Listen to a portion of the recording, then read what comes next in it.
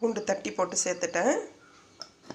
இப்போ தோசைக்கல் காஞ்சிட்டு நம்மளும் மசாலா போட்டு பிசைஞ்சு வச்சுருக்கிற உருளைக்கிழங்கு ரெடியாக இருக்குது.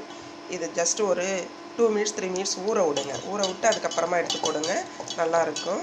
அதே மாதிரி ரொம்ப பெரிய பெரிய உருளைக்கிழங்கும் வாங்கக்கூடாது நம்ம வறுக்கிறதுக்காக. இது கொஞ்சம் இந்த சைஸில் இருக்கிறது.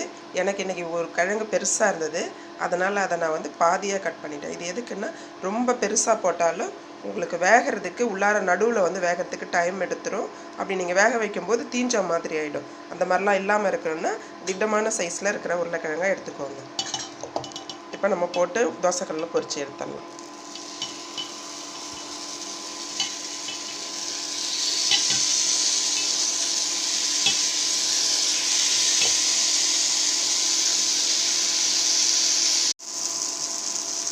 தோசைக்கல்லில் ஃபுல்லாக போட்டாச்சு.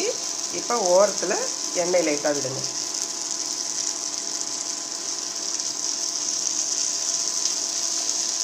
அனல் மட்டும் திட்டமான அனலாக வச்சுக்கோங்க. ரொம்ப ஹையாக வச்சிங்கன்னாக்கா தீஞ்சு போயிடும், உள்ளார வேகாது. அதனால் மீடியம் சைஸில் வச்சு நீங்கள் வேக வச்சு எடுங்க.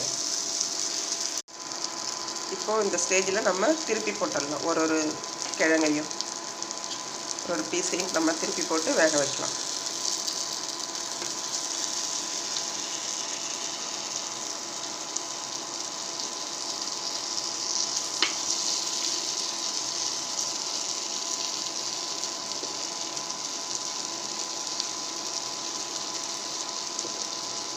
உருளைக்கிழங்கு நல்லா வெந்து போச்சு.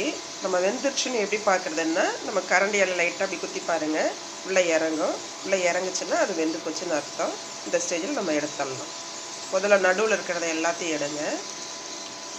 ஏன்னா நடுவில் தான் ஹீட் அதிகமாக படும், அதனால் நடுவில் இருக்கிறது முதல்ல எடுத்துடுங்க.